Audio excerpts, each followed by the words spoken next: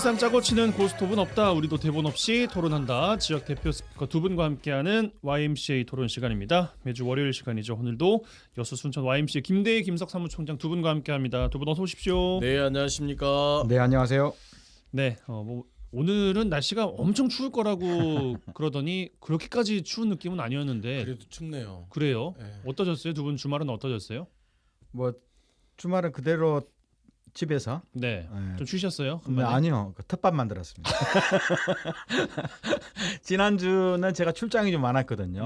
오송, 뭐 서울, 제가 또 뭐 에너지 시민연대라고 전국에 그 220개 우리나라 최대의 그 NGO 기후 환경 네트워크가 에너지 시민연대인데 그 정기총회가 있어서 제가 대표로 공동 대표를 2년 더 하기로 했거든요. 그래가지고 거의 뭐 출장이 많아서 집에 없다가 지금 뭐 거름도 넣어야 된다더라고요. 그래서 막 불이 나게 이거 퇴비 관련돼서 구해 가지고 뿌리고 깽이질하고 하면서 상당히 허리가 아픈데 어저께 낮이죠. 낮에 네. 막 비가 오면서 맞아요. 굉장히 밤에 추워졌더라고. 바람도 불고요. 저도 놀랐습니다. 집 앞에 있는 의자가 날아다니고 해서 이게 바람도 왜 이리 많이 불었어요. 태풍급 어젯밤에 태풍급 바람이 많이 불어서 아침에 좀 서늘하더라고요.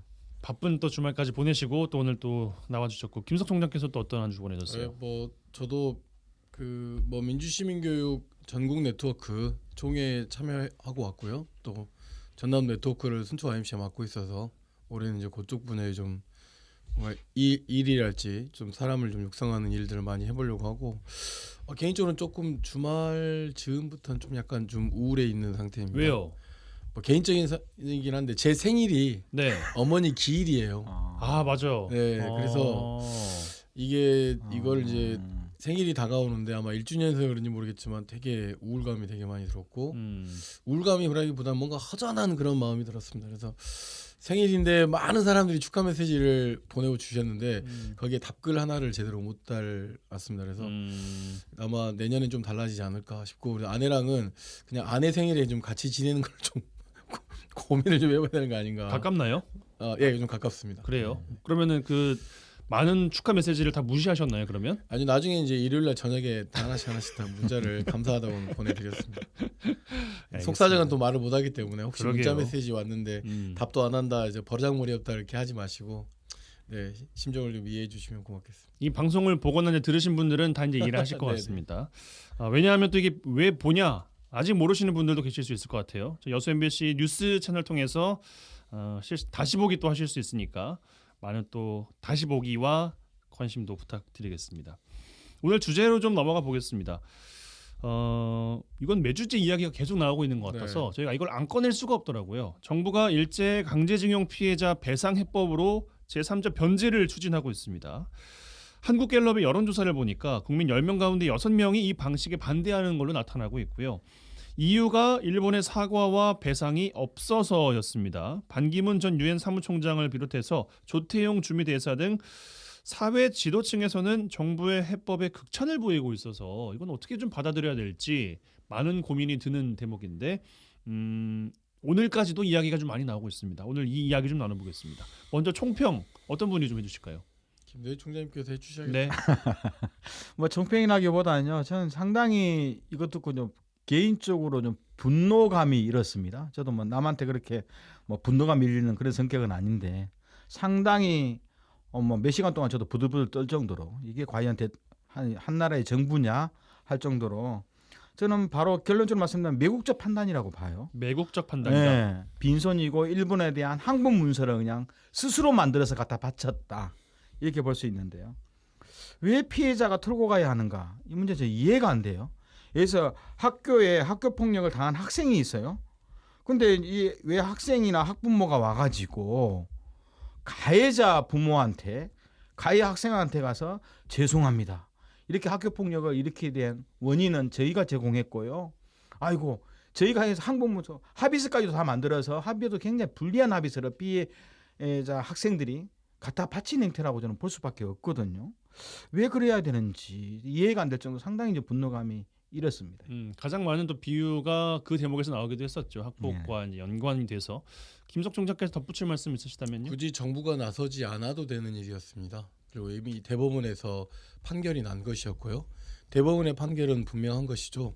강제징용 피해자에 대해서 기업이 배상을 하는 거였잖아요. 일본 기업이. 네. 그런데 이거를 뒤집어 엎었어요. 그러니까 별것 아닌 것 같지만 사법부의 판결을 행정부가 나서서 뒤엎어버린 겁니다. 별것 아닌 것이 아닙니다. 대한민국 민주공화국이고 상권 분립으로 행정체제가 운영되고 있죠. 그러다 보니 헌법의 근본 정신을 훼손하는 것이고 민주주의에 대한 도전인데 이것이 다름 아닌 역사적으로 일본의 식민지였던 그 자주적 국가인 대한민국에서 일본은 환영하지도 않는 굉장히 미온적이고 전혀 받아들여지고 있지 않은 가운데서 이런 이야기를 우리나라 대통령이 먼저 나서서 해버림으로 인해서 마치 강제징용은 일본 식민지 치하에서 일제가 하지 않았다라고 하는 면피가 돼버렸고 예. 그러므로 인해서 대통령이 나서서 국민들에게 큰 굴욕감을 안겨준 것이다라고 생각하고요. 반면에 이제 앞서 사회자가 이야기하셨던 것처럼 사회 지도층이라고 하는 사람들, 뭐 특히 충북 도지사랄지 뭐 반기문 이런 사람들의 어떤 뭐 환영 일색은 제가 볼 때는 이 사람들의 내면에 숨겨져 있었던 나름대로 어떤 역사적 잔재가 그대로 드러난 것이 아닌가. 그래서 이번 이 대통령의 이 관련된 제3자 변제안을 통해서 분명하게 역사 인식들에 대한 부분이 갈라쳐지고 있는 것 같은데 갈라쳐진 것이 아니라 실체가 드러나고 있는 것이라고 봐야겠죠. 그런 가운데서 이게 굉장히 좀 길게 갈 가능성이 높다고 보입니다. 저는 실제로 이게 2018년도에 우리나라 대법원에서 판결이었어요. 이게 정부 대 정부끼리 뭐 조정한 것도 아니고요. 단순하게 이제 일제 강제징용 피해자들이 올려왔던 그 손해배상과 관련된 문제들. 전범기업 배상해 줘라. 그렇죠. 이 내용에서 대법원은 당연히 숙고 끝에 전원 합의로 결국은 일본 전쟁 기업이었던 기업의 배상을 촉구했고요. 그리고 덧붙여서 일본 정부의 사과라든가 뭐 그것은 중요한 결정은 아니지만 어쨌든 대법원이 결정을 했는데 다른 내용도 아니고 우리나라 최고의 법 기술자라고 하는 검찰에서 이걸 무시할 수 있는가? 왜냐하면 실제로 정부 부처는요. 아까 김석 총장님은 말씀하셨는데 대법원 판결은요. 어떤 국가기관이나 다 따르거든요. 그런데 대법원 판결을 가장 무시하는 기관이 검찰입니다. 그러다 보니까 결국 이 문제도 외교부라든가 법무부의 검토를 받고 아마 대통령실에 추진했을 건데요. 그러면 대통령도 검찰총장 출신이고 법무부라든가 다 검찰 중심인데 왜 대법원의 판결에 대해서 섣불리 공개적 논의나 아니면 피해자들 대상으로 어떤 의견도 묻지 않고 이렇게 되는지 저는 우리나라 검찰이 이렇게까지 대법원의 판결을 무시할 정도로 안하무인으로 가는지에 대해서도 이해가 좀 안 됩니다. 예. 강제징용 피해자들이 요구했던 것은 그 일본의 사과 그리고 전범 기업으로 인한 뭐 배상 이런 문제였잖아요. 그러니까 무슨 이야기냐면은 전범 기업들이 주주총회를 열거나 그렇게 해서 결정해야 될 문제인데 우리나라 정부가 개입을 해가지고 전혀 그 일본 그 전범의 기업도 아닌 뭐 국내 또는 뭐 국외의 기업에 돈을 모아서 그 유족들 또는 피해자들에게 주겠다라고 하는 건 이건 그야말로 국격을 땅에 떨어뜨리는 거고 국민의 아픔을 짓밟은 거고 대법원 판결을 전면 부인한 거고 식민 지배는 불법이다라고 하는 우리 헌법의 기본 질서를 정부 스스로가 훼손해버린 것이죠. 그럼으로 인해서 우리에게 부끄러움을 준 것이고요. 네. 내용에 대해서 좀 정리를 좀 해드리면 좋을 것 같은데 또 잘 모르시는 분들도 계실 수가 있으니까 말이죠. 제3자 변제 방식이라는 것이 1965년에 한일 청구권 협정을 맺었었잖아요. 네. 맺고 나서 수혜를 입었던 한국 기업이 낸 기부금을 행안부 산하 피해자 지원재단에 지급을 해서 대신 갚고 추후에 이야기를 도모한다. 이제 이런 내용인데 또 그 민주당 전북도당에서는 또 아니 왜 포스코를 전범 기업을 만드냐 그냥 지원을 받은 것이지 뭐 이런 이야기도 나오고 있고 웃기잖아요. 포스코를 전범 기업을 만들어 버렸어요. 그러니까요. 일 잘하고 있는 이 기업을 말이죠. 글쎄요. 이 윤 대통령은 또 모든 책임은 또 내가 진다 뭐 이런 이야기를 했어요. 그러니까 그 근거가 미래를 위한 결단인데 왜 이 타이밍에서 이렇게까지 나오느냐 이해를 좀 못하고 있는 그런 반응도 좀 있는 것 같거든요. 어떻게 좀 이야기해 주시겠어요, 김대 총장님? 예, 제가 봐도 이 3자 변제와 관련되어서 어떻든 가장 3자 변제는 민법적 조항에 있어서 중요한 것은 이 피해자들, 그죠? 결국 피해자라든가 돈을 받아야 될 뭐 입장 속에서 결국 그 동의 여부가 굉장히 중요한 법리적 판단인데요. 거기 좀 법적 쟁점이 좀 있는 것 네, 같아요. 맞습니다. 이런 측면인데 이게 이제 큰 뭐라 그럴까 정부가 나서서 예. 법리적 흐름과 내용에 전혀 다르게 가버렸는데 제가 과연 그럼 앞으로 포스코라든가 여기 돈 낸 기업들 이거 다음에 누가 책임져요? 왜냐하면 윤 대통령이 책임진다잖아요. 대통령이 어떻게 일반 기업의 문제를 제가 보기에요 이건 아마 권한 남용과 관련되어서 윤석열 정부 대통령 지금 내려놓으면요 외교부 장관부터 대통령이 이거 다 책임져야 됩니다. 그럼 민간 기업은 뭔 죄입니까? 현재 이렇게 결정했던 포스코 회장 아마 좋습니다. 이게 조만간 정권이 바뀌거나 아직 결정 안 했어요. 그렇죠. 네, 하면은 결정했다고 하지 기업한테 말고. 많이 이게 대해서 왜 500억, 600억을 왜 포스코가 돈 내냐? 회장에다 책임 묻죠. 법적 책임 묻죠. 그러니까 요즘 웬만한 그 사회 이사들은 반대하지 않습니까? 이 문제에 대해서. 아니 왜 우리가 책임져?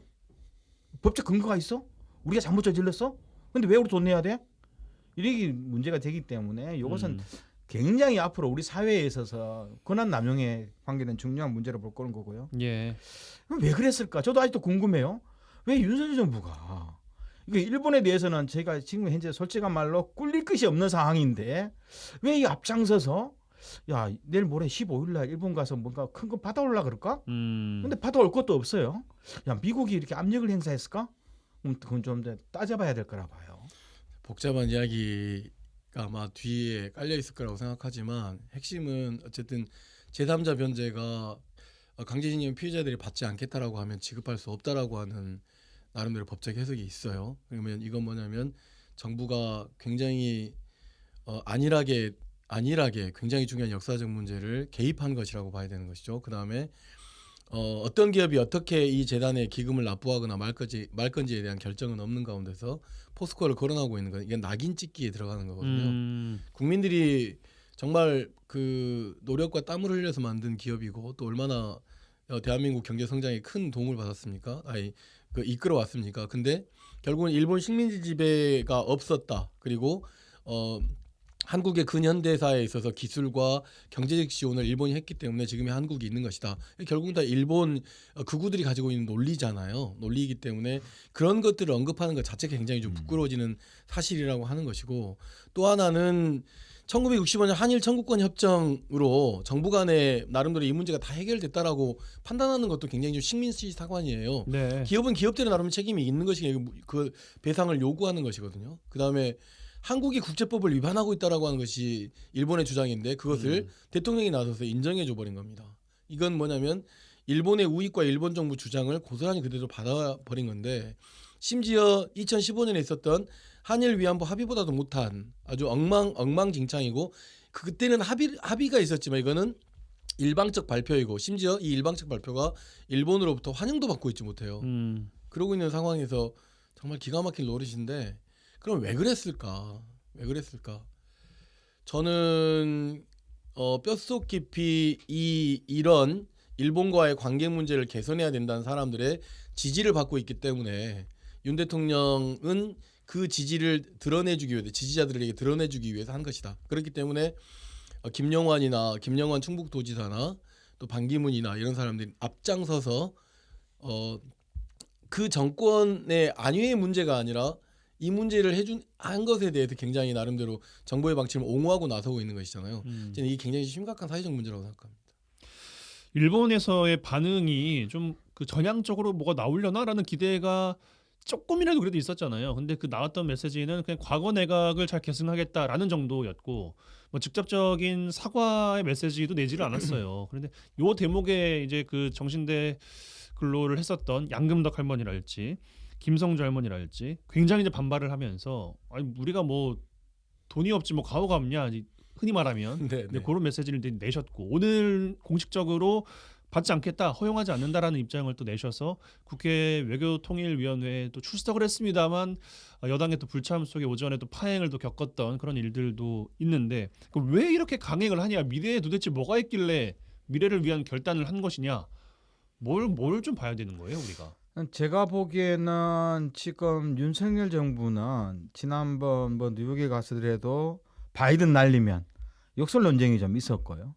어떻든 정권적 지지 기반이 허약하기 때문에 항상 좀 초조한 감이 좀 있었거든요. 그런 상황에서 미국이 현재 지금 중국을 봉쇄하는 전략, 아시아에서 중국과 러시아를 봉쇄하는 전략에서 가장 중요한 축은 일본이었어요. 미국과 일본의 이게 안보 동맹 관계는 우리가 상상을 초월할 정도로 혈친을 넘어서서 그렇습니다. 예, 이런 관계인데 우리나라 지금 국민의힘 보수 정당 입장은 야 우리도 거기에 대한 준안이 비슷하다. 우리도 헬맹 아니냐. 이런 관계 속에서 왠지 초조한 마음이 있었고 그리고 미국은 어떻든 한국이라는 군사적 경제적 어떤 강국이거든요. 강국이 참여해주면 더욱더 대중 봉쇄 전략은 좋을 건데 이런 상황 속에서 한국을 계속 압박하는 상황 속에서 정부는 가진 것 없기 때문에 요거라 통해서 좀 뭔가 미국하고 우리 친하다. 미국 한미 관계는 잘 유지된다라는 외교적인 그러한 좀 뭐라 그럴까 국민적 신뢰들을 좀 가지려고 하는 측면이 아니었는가 너무 조급하게. 그렇다 보면 저는 물론 이제 뭐 미국과 일본이 중국과 러시아를 봉쇄하는 전략이 한국이 들어가면 이제 한반도 상황은 엉망이 되겠지만 어떻든 정부 입장 속에서는 미국으로부터 지지, 일본으로부터 지지라는 것을 받지 않으면 현재 좀 어떻게 외교 문제, 민생 경제 문제 다 엉망인 상황 속에서 외교에서라도 좀 뭔가 미국의 뭐 든든한 신임과 신뢰를 받고 있다는 것을 받으려고 하는 그런 조급함이 아닐까 저는 그런 생각을 좀 해요. 조급함의 네네. 발로다. 어떤 국내 정치에서 지지를 받지 못하기 때문에 그러면서 외교 문제나 이런 쪽에서 조금 그 반등을 좀 노리려고 했었고, 근데 그것이 결국은 미국과 일본에 종속돼서 미국, 일본, 한국 순의 이 순서를 만들어버린 것이 돼버린 아주 치욕적인 결과라고 보여지는데, 저는 왜 그런지 모르겠어요. 조만간 독도는 일본 땅이라고 그럴 것도 같지 않을까 싶기도 하고, 심지어 후쿠시마 원전 그 오염수 방류와 관련한 문제에 대해서도 굉장히 일본의 입장을 그대로 들어주지 않을까 싶은데, 그렇게 된다고 하면 분명히 드러나는 것이라고 해요. 그렇게 된다고 하면 이 뭐랄까 친일본 세력들과의 연대가 있는 것이다라고 볼 수 있지 않을까라고 좀 조심스럽게 생각해 보는데, 최근에 이제 그 여러 가지 드라마 중에서 학교 폭력을 다룬 드라마가 지금 전 세계적 또는 굉장히 큰 인기를 얻고 있잖아요. 거기에서 보면 피해자들의 연대가 나오잖아요. 학폭 피해자들의 연대를 통해서. 근데 그들이 항상 가지고 있는 이야기는 뭐냐면 누군가라도 이 이야기를 좀 들어줬으면 좋겠다는 거고, 가해자들은 철저하게 자기 반성이 없는 거잖아요. 아마 일본이 그런 모습일 거예요. 철저하게 자기 반성이 없는 가운데서 강제징용 문제도 한국이 국제법을 위반하고 있다라고 이야기를 하고 있는 거거든요.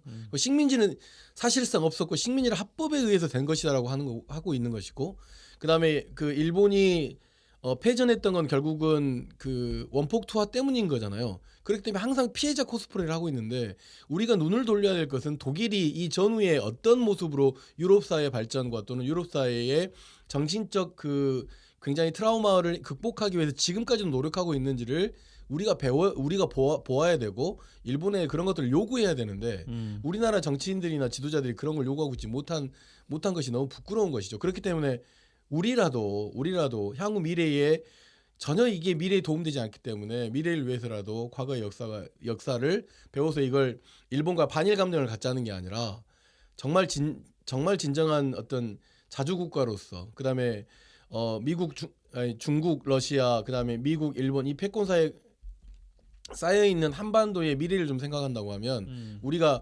한미일의 동맹국가로 들어가는 것도 중요하지만 러시아, 중국과 함께 교육 협력도 굉장히 좀 중요한 문제이기 때문에, 과거에 그 문재인 대통령이 이야기했던 뭐 운전자 노련이랄지 뭐 이런 문제들이 왜 나왔는지 한번 되돌아볼 필요가 있는 것이다. 외교는 실종해 버렸고 굴욕감을 굉장히 안겨준 문제에 대해서 아마 이 문제가 향후 윤 대통령에게 아마 쓰라린 정치적 아픔을 좀 전해 주었으면 좋겠어요, 개인적으로. 근데 현실적으로 우리가 이제 보수 정당이라고 했던 이명박 박근혜 정부 때도 보면 위안부 문제만큼은 뭐 예를 들어서 뭐 일본 쪽 입장을 고려는 했죠. 예. 하지만 정부가 공식적 판단을 굉장히 조심했거든요. 맞아요. 그렇죠. 그러니까 지금까지 밀어져 온 거겠죠. 네, 맞습니다. 그래서 박근혜 정부 때는 일본과의 정상회담도 굉장히 조심스러워했고, 외교라는 관계는 우리가 요구할 것이 있어야 되는 거거든요. 그러면 일본이 우리한테 요구하고 또 우리가 일본에 요구하고 이 과정이 안 맞으면 정상회담이 없는 거거든요. 그렇죠.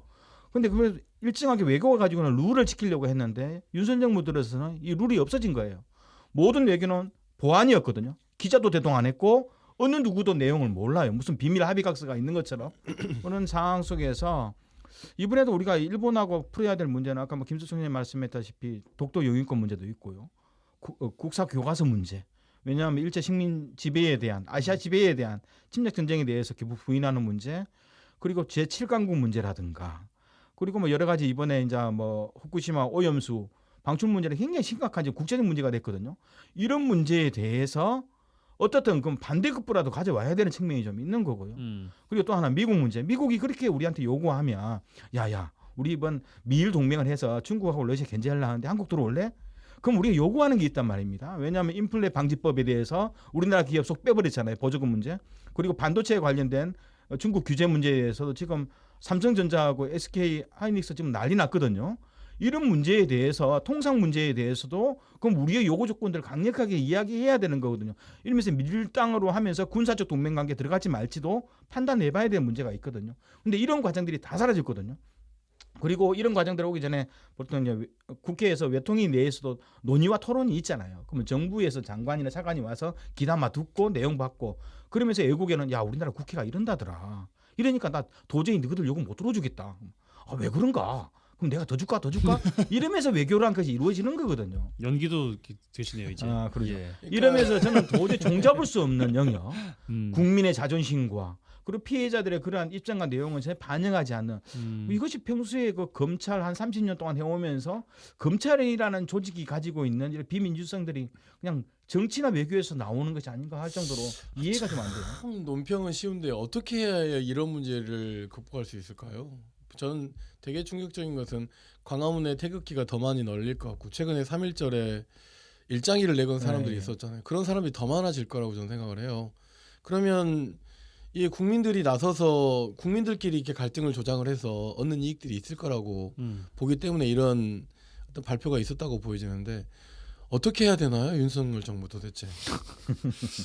아니 저는 고민인 것이 그 어쨌든 두 분의 이야기를 들어보니까 미래를 위한 결단은 한반도의 안위로 인해서 한 것 같아요. 정부에서는 이런 결단을 내린 것이 한반도의 안인데, 근데 국가라는 것이 국민들이 모여 사는 집단이 국가인 것인데 국민들이 생각하는 그 사기를 확 떨어뜨려 버린 것인데 과연 국민들의 감정과 사기를 뒤로 한 채 방향을 정한다라는 것이 얼마나 효율성이 있을 것인가라는 생각이 일단 첫 번째로 들었고, 그리고 국제 정세에서 이제 두 분께서도 우려를 하고 계신 것들, 근데 주도권을 다 내준 격이 돼버렸단 말이죠. 여러 가지 내줬죠. 이슈들을 이제 네. 말씀하셨습니다만, 뭐 반도체랄지, 뭐 후쿠시마 오염수랄지, 독도 문제랄지, 일본에 끌려가는 모양새를 취하면서 우리가 얻을 것은 무엇인가를 놨을 때는 우리가 도대체 뭘 지금 상황에서는 그러니까 전체 다 놓고 보면 우리가 지금 생각하기 너무 막막하니까 요 정도로 좁혀가지고 우리가 지금부터 점검해봐야 될 것, 요 정도로 이야기를 마무리했으면 좋겠어요.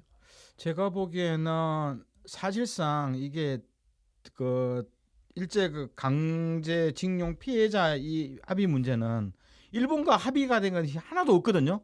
쉽게 말해서 일본은 전혀 모르는 상황에서 네. 우리가 뭐 줄게 한 거예요. 그럼 일본은 지금 야 뭐 줄 건데 왜 줘? 이런 분위기거든요. 또 갑자기 왜 나한테 왜 준다는 거야? 이제 예, 이런 분위기. 우리 잘못한 것도 없어. 음. 야 우리 그 일본 입장에서는 너 한반도 너 강제징용 아니야. 우리 잘못한 거 없는데 왜 우리한테 뭐 줘? 우리가 줘야 돼? 이런 분위기라서 현 상황 속에서는 저는 얻을 것은 하나도 없다고 보는 거고요. 저는 더 이상 안 주는 방향으로 더 가야 된다. 그럼 철회라도 해야 된다라고 예, 보세요? 철회해야 해야 되는 거고. 왜냐하면 일본하고 합의 본 것은 합의 본 사항이 없잖아요. 왜냐하면 일본은 전혀 모르는 상황에서 그렇죠. 우리나라 정부가 우리나라 기업한테 말한 것이지 일본은 모르는 거예요. 그러니까 외무부 장관은 우리 일본의 외무상은 야 우리 일치시 때 우리 뭐 사과할 거 없어 이런 거 아닙니까? 이런 상황에서 저는 오히려 안 줬으면 좋겠다. 이번에 가서 한미일 군사 동맹 대중 군사 봉쇄 전략 때문에 저는 지소미아 있죠. 우리나라의 정보 자산이 귀중한 정보 자산을 저는 이번 박근혜 정부 이후에 저희가 이 문제를 중단시킨 거 아닙니까? 결국은 2018년도 이 사건 나오면서 결국은 지소미아 문제도 중요한 우리나라의 군사적 정보를 일본에 주지 않는 걸로 나왔는데 아마 갖다 바칠 겁니다. 갖다 바치고 지소미아도 제발로 그냥 일본한테 모든 정보 줄 정도로 줄 건데 저는 더 이상 이런 것들도 함부로 감행 안 했으면 더 이상 뺏기지 않으면 좋겠다.